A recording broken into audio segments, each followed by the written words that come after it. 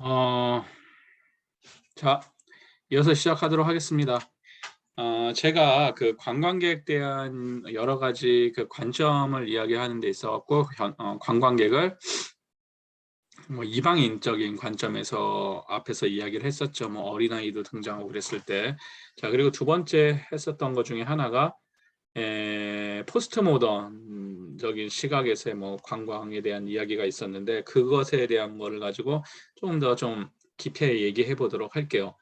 자, 오늘까지 아마 제가 요거까지 하면은 관광객에 대한 어떠한 특징이 다 끝나지 않을까? 새로운 관광객도 그렇게 되면 이제 관광객이 지나가네요. 그래서 여기까지 이제 관광객을 얘기를 하는데, 자, 우선 우리가 관광객을 계속 제가 강조하지만 굉장히 잘 알아두셔야 된다라고 이야기를 하는 게, 의료 관광에서도 결국 의료 관광을 소비하는 사람들, 의료 관광 소비자들은 결국 관광객으로 볼 것이냐 아니냐, 뭐 이런 논점도 있고, 두 번째는 우리는 이제 어쨌든 관광학적 관점에서 접근을 하다 보니까 의료 관광객은 역시 의료 관광이든 웰리스 관광이든 관광자가 붙기 때문에 관광객이 될 거잖아요. 그렇죠. 그 소비하는 사람들은. 자, 그렇다면은 그들에 대한 특징을 반드시 잘 알아야 된다라고 제가 얘기해서 이렇게 강조를 하는 것이고, 자, 보시면 지금 우리 사회가 다원화된 사회라고 이야기를 하죠. 여기서 이제 말하는 철학적 담론은 관광객을 이제 현대인적인 관점하고 이방인적 관적인 관점에서 이야기를 하는 것이에요. 자, 요 내용은 제가 제 그 박사학위 논문에서 제가 추려갖고 온 내용이에요. 그래서 여기 있는 내용이 다 제가 쓴 건 아니지만 이 현대인과 이방인에 관련된 어떠한 그런 관점들을 모아놓은 거라고 보시면 될 것 같습니다. 그래서 보시면 다원화된 사회라 해서 굉장히 사회가 다양해졌다라는 뜻이겠죠. 가장 중요한 뜻은 다양해졌다는 거야. 다양해졌다라는 의미는 여러 가지 의미를 갖고 있습니다. 다양한 이상이라든지 다양한 생각이라든지 다양한 어떠한 사조라든지 뭐 여러 가지가 이제 존재하는 거죠. 그래서 우리가 지금 살고 있는 사회에는 언뜻 바깥에서 봤을 때는 모든 종류의 어떠한 뭐 이동이 용이하라 그랬지만 쉽게 얘기하자면 모든 종류, 모든 것이 가능해진 시대라고 보시면 될 것 같아요. 근데 이게 실제로 가능한지 실제로 가능하지 않은지는 중요하지 않고 모든 것이 가능해 보이는 시대라는 겁니다. 모든 것이. 그러니까 내가 이거 하고 싶으면 왠지 할 수 있다라는 거. 모든 자유가 용납되는 시대. 물론 불법적인 거 제외하고요. 이게 되어 있단 말이에요. 자, 두 번째가 이동의 증가가 일어나죠. 근데 여기에 모든 것이 자유로워지기 위해서 가장 핵심적인 거는 뭐냐면은 이동의 용이성이 있어야 돼요. 예를 들자면 나는 저기 어디 강원도 산골에서 태어났어. 산골에서 태어났지만은 나는 서울에서 무엇인가 굉장히 성공한 어떠한 뭐 변호사가 되고 싶다라든지 서울에서 정치인이 되고 싶다든지 아니면 서울에서 유명한 뭐가 되고 연예인이 되고 싶다라고 칩시다 하는데 이동이 용이하지 않더라. 나는 강원도에서 떠날 수가 없더라. 강원도 산골에서 떠날 수가 없더라. 그렇다면 그 꿈을 이룰 수 있을까요? 이룰 수 없을까요? 이룰 수가 없겠죠. 자, 여기서 이동의 용이라는 거는 여러분들이 혹시나 생각해서 하는데 뭐 차량이 없고 물질적 이동이 불편해서 그런 거냐? 뭐 그런 것들도 있겠지만 그거보다는 사회적으로 이동이 용이해진 사회냐 아니면 이동이 자유롭지 못한 사회냐 이 얘기를 뜻하는 거라고 보시면 될 것 같아요. 자, 그러면 이동이 불가능한 사회가 있어요? 이렇게 물어보실 수도 있잖아요. 그 전 인간이 사는 사회에서 이동이 가능하게 이동에 대해서 완전히 자유로워지게 된 거는 한 100년이 될까 말까요, 실제로. 무슨 얘기냐면은 과거에 뭐 중세는 좀 오래됐다. 중세로 치더라도 중세 시대만 하더라도 자기가 태어나서 사는 지역에서 이동을 하는 것 자체가 거의 불가능했죠. 그럼 이동을 억지로 막았느냐? 이동을 할 수 있었어요. 이동을 하지만 어떻게 돼요? 하다가 죽겠죠. 늑대한테 물려 죽든지 산적한테 해코지를 당하든지 그리고 설사 이동을 했더라도 거기서 내가 이를 잡을 수 있다라든지 일을 할 수가 없잖아요. 그러니까 이동이 굉장히 이렇게 이동이 자유롭지 않았던 거죠. 제약이 많았었죠. 한국 같은 경우도 조선시대 때 누구나 내가 원하는 지역에 막 가서 살 수 있나요? 그렇지가 않단 말이에요. 보통 태어난 지역에서 평생 살다가 죽어요. 그 근처에서 살다가.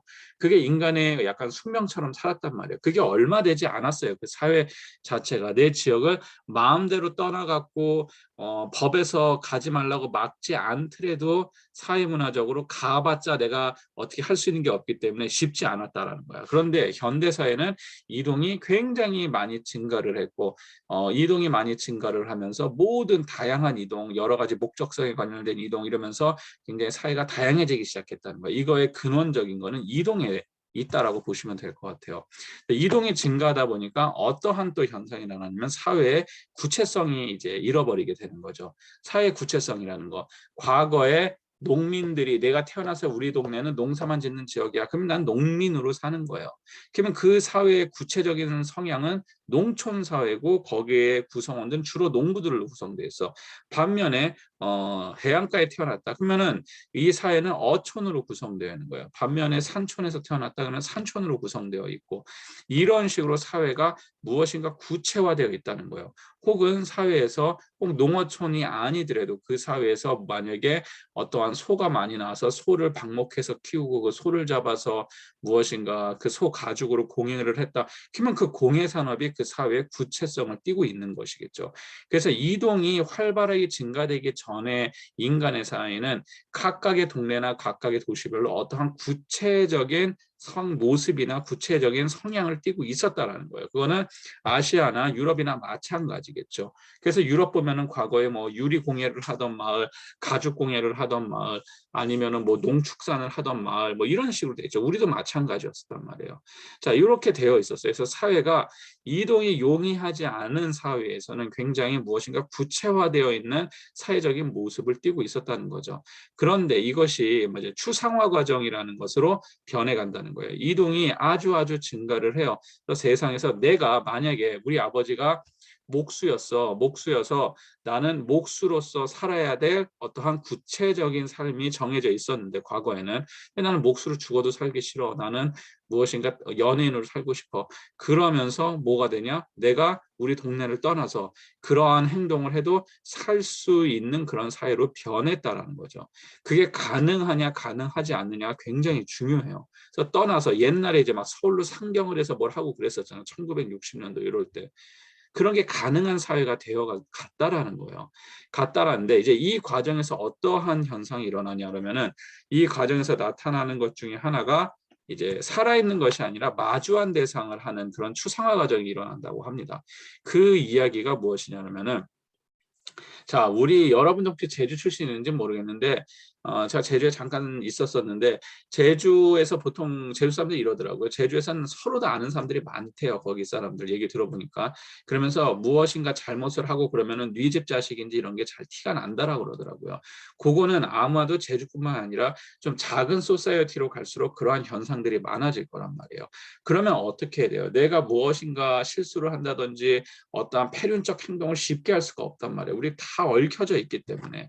그래서 살아간다라는 것은 이게 추상적 표현인데 살아간다라는 건 뭐냐 그러면은 직접 내가 그렇게 부딪혀가면서 하는 거 그런 걸 이제 살아간다라는 표현을 쓴 거고 이 사람 같은 경우에는 자 그러면은 이것이 마주한 대상이라는 거는 자 관광객 아까 뭐라 그랬습니까? 관광객은 구경꾼이라 그랬었죠. 직접 그 사회나 그 사건에 내 발을 담그는 존재가 아니라 그랬단 말이에요.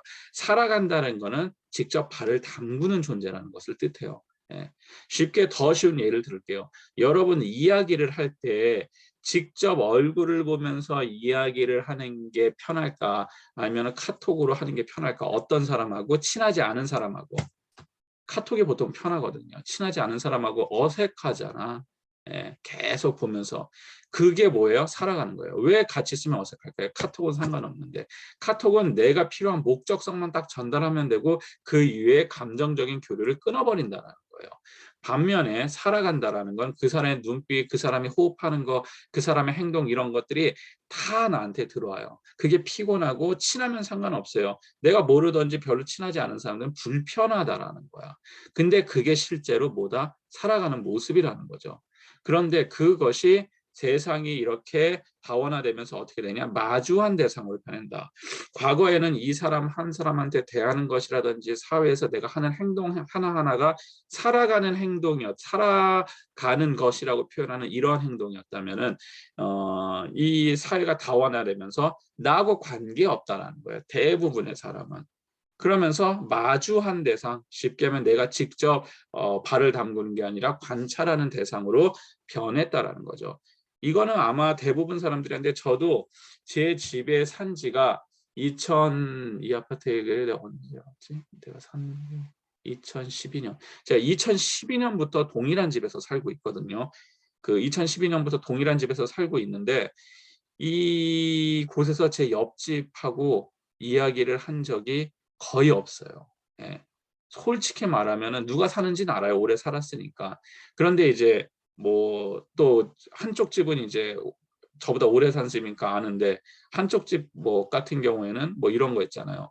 뭐 새해를 낳았기 때문에 굉장히 뭐 많이 바뀐다든지 그러면은 이사 올 때 한 번 보고 이사 갈 때 한 번 봐요.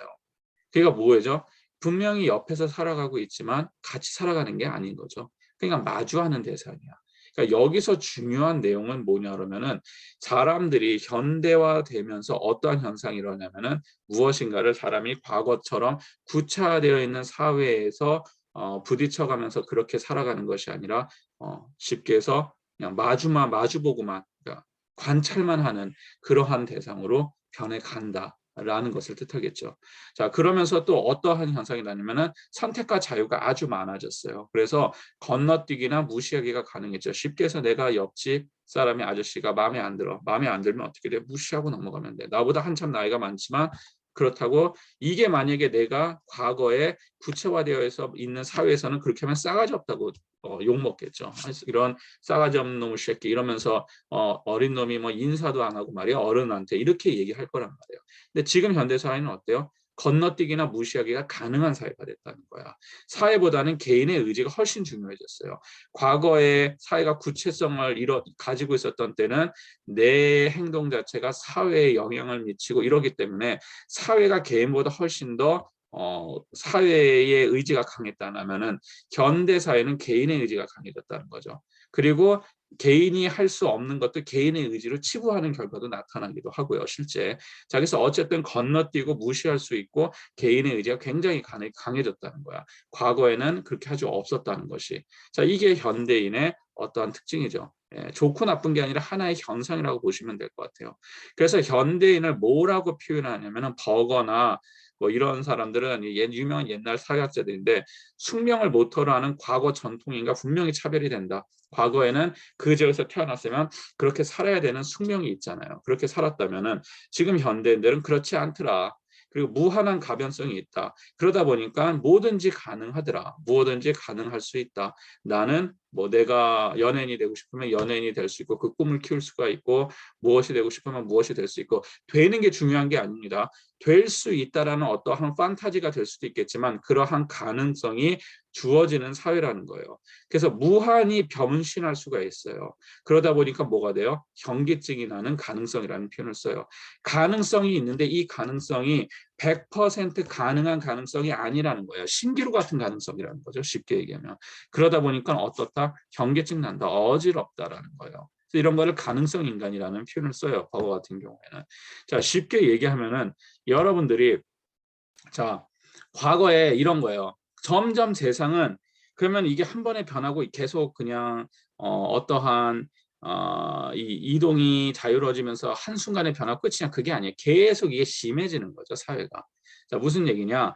자, 인간은 과거에 우리가 제 선배 때까지만 얘기를 합시다. 제 선배 때 같은 경우에는 대학만 나오면은 취업했단 말이에요. 어느 정도 이름 있는 대학 나오잖아요. 그러면은 학점이 1점대여도 상관없어요. 1점대여도 대기업 다 들어갔어요. 굉장히 쉬웠었어요. 옛날엔 그랬었단 말이야. 우리 아버지 시대 때 같은 경우에는 대학 교수들이 부족하기 때문에 고등학교 선생님들이 대학 교수가 되는 경우도 있고 그런 식으로도 되고 그랬었어요. 실제로. 왜냐하면 인원이 부족하니까. 그래서 옛날에는 대학만 나면 이 길이 딱 돼 있었고 회사만 들어가면은 딱 요게 돼 있었고 이런 식으로 어떻게 보면은 과거에 말하는 사회의 구체성이 조금 있었던 사회죠. 그런데 지금은 어떻습니까? 굉장한 경쟁과 무엇인들 가능한 것처럼 보이지만 실제로는 가능하지 않잖아요. 그러다 보니까 어떻게 해요? 더 경계증이 나는 거예요. 더 피곤함을 느끼는 거예요. 지금 세대는. 갈수록 더해진단 말이야. 사회가 구체성이 점점 없어지기 시작하는 거죠. 자, 좋게 말하면 가능성의 인간이지만 이런 특징을 지니고 있다는 거예요. 두 번째, 비희생적 인간이라는 표현을 쓰기도 하는데 이제 인내와 희생이라는 덕목이 이제 변화가 되는 거예요. 그게 뭐냐면 과거에는 최고의 어떠한 인간의 덕목으로서 인내하고 참고 희생을 하는 걸 최고의 덕목으로 쳤다면 현재는 그럴 필요가 없는 수많은 대안들이 존재를 하고 희생적 인간에 대한 어떠한 존경이나 이런 것 자체가 과거에 비해서는 많이 줄어들었다는 거죠. 그러니까 여기서 뜻하는 건 뭐냐면은 무엇인가의 명예로운 직업을 얻고 명예라는 게 존재하기 위해서는 명예의 근본적인 밑바탕에 뭐가 있어야 하냐면 희생이라는 게 있어야 되는데 현대인들한테는 명예라는 것이 희생으로 만들어지지가 않는다는 뜻이에요. 그러니까 이게 왜 갑자기 이게 등장을 하느냐? 이건 뭐 관광에서 많이 사용하는 이제 부어스틴 같은 경우가 얘기했을 때 현대 사회에는 영웅은 없고 유명인만 있다라는 표현을 썼거든요. 그거랑 똑같은 거예요. 영웅은 희생을 통해서 나오는 거고 유명인은 미디어가 만들어내는 게 유명인입니다. 마찬가지로 현대 사회에서는 뭐냐? 유명한 사람들은 많아. 영웅의 행세를 띠는 유명한 사람들은 많지만 실제로 영웅이 아니라 다 유명인일 뿐이다. 그러니까 현대인들은 굉장히 뿌리 깊게 무엇인가가 박혀서 흔들리지 않고 하는 게 아니라 굉장히 이렇게 떠다니는 존재라고 생각하시면 될 것 같아요. 그러니까 좋게 말하면 여러 아주 무한대의 가능성을 갖고 있지만 나쁘게 말하면 어지럽다라는 거죠. 현대인들은. 무엇인가 뿌리를 못 내리기 때문에 어지럽다는 뜻입니다. 자, 세 번째, 역할 소원이라는 게 있어요. 그래서 일정한 여유와 운신의 폭을 향유할 수 있더라. 뭐냐? 내가 어떠한 역할을 무조건 해야 된다라는 강요성이 없다라는 이야기예요. 그러면 그 얘기가 뭐냐? 과거에는 어느 마을에서 나이가 몇 살이고 뭐 내가 그러면 무엇인가를 해야 된단 말이야. 아, 짜증나. 막 이런 게 있을 수 있잖아요. 그리고 뭐 내가 내가 춤이 너무 좋아서 춤을 추고 싶어도 동네가 굉장히 엄격한 분위기의 동네야. 그럼 춤을 출 수 없단 말이야. 하지만 지금은 그렇지가 않다라는 거죠. 무한한 자유가 많이 주어진 사회다 보니까. 그래서 일정하게 본인이 뭐 하고 싶은 걸 다 할 수 있는 것처럼 보이기는 해요. 할 수도 있고 실제로. 자, 이런 특징을 가지고 있다는 거예요.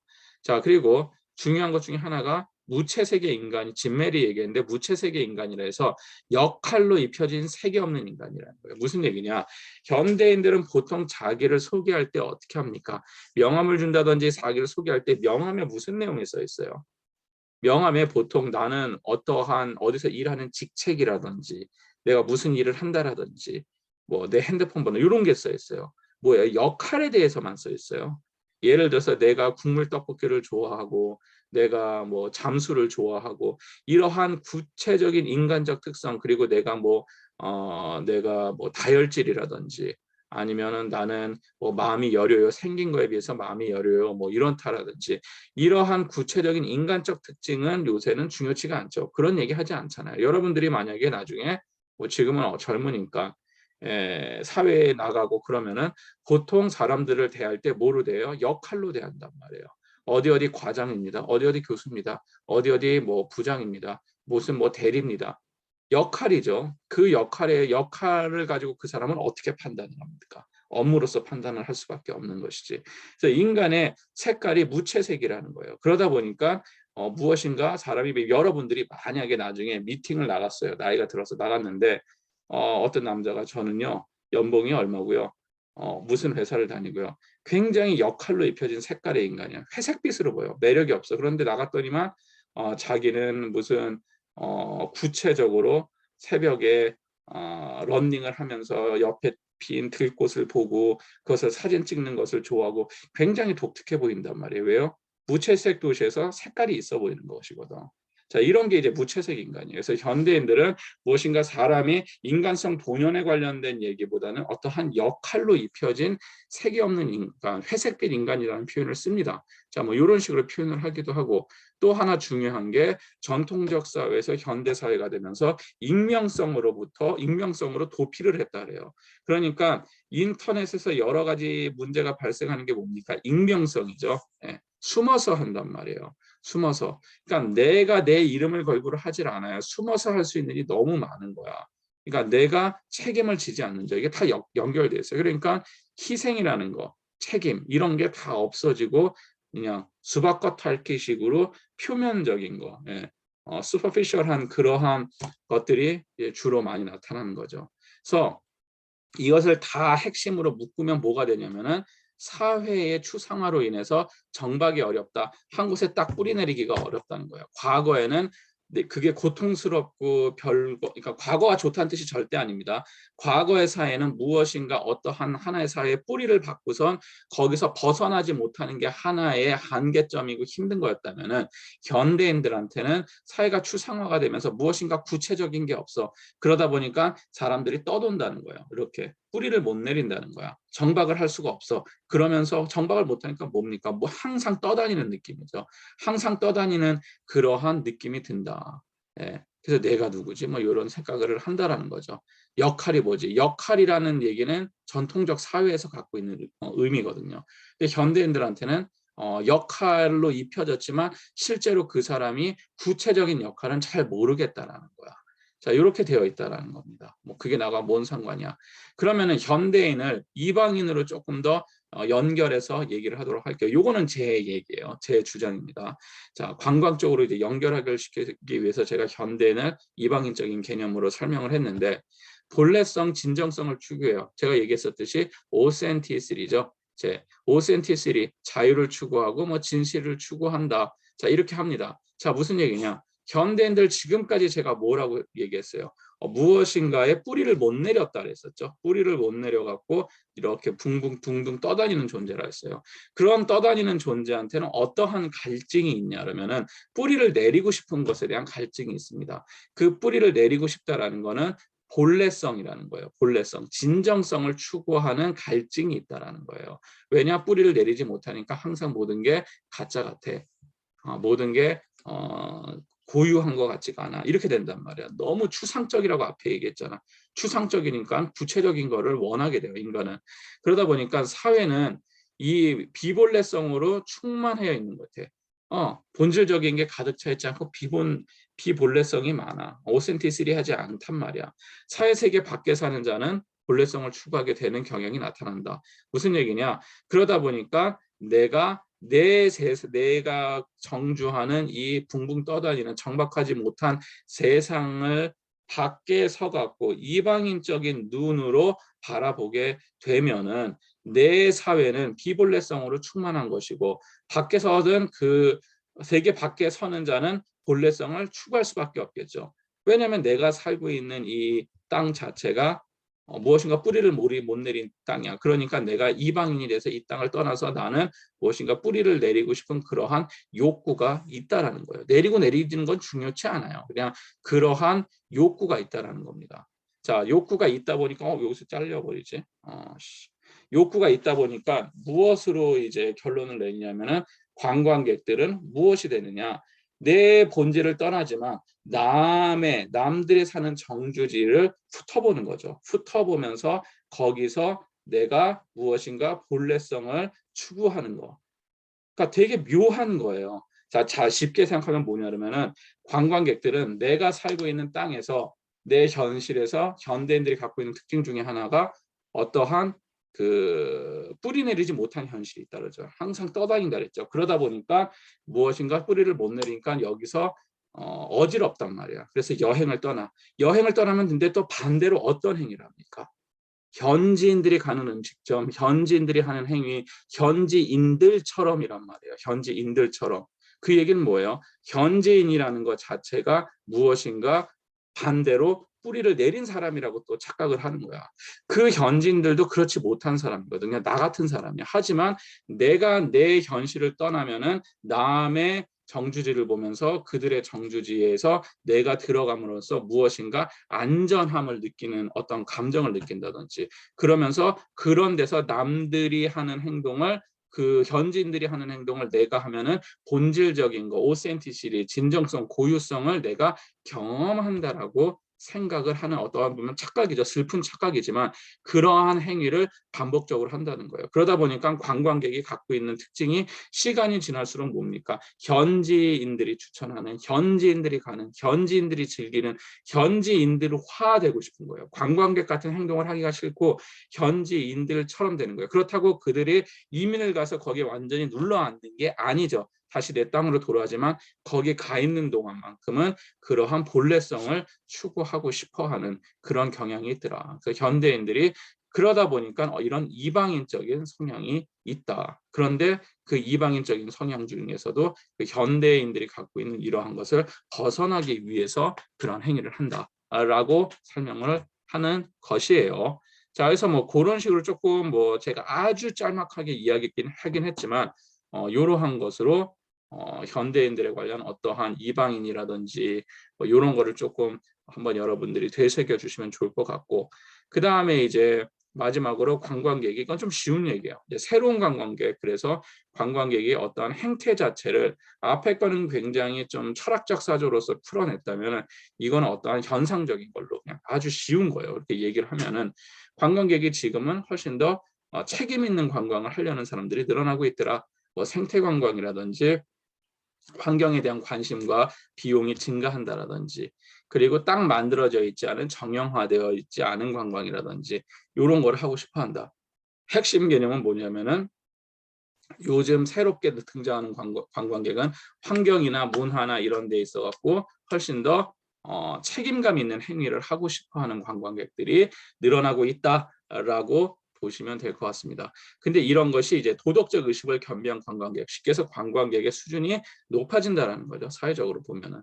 이런 도덕적인 거, 과거에는 즐거움만 찾아서 떠난다면은 지금 현대 관광객은 그렇지 않고 책임 있는 행동을 하려는 관광객의 수가 늘어나고 있다. 이런 스타일로 이제 트렌드가 변해간다는 거고, 이러한 게 하나의 뭐예요? 문화적 계급적 우월성을 또 띠기도 하고, 그러다 보니까 어떻습니까? 몇몇의 국가에서 온 그러한 무례한 행동을 한다라든지 굉장히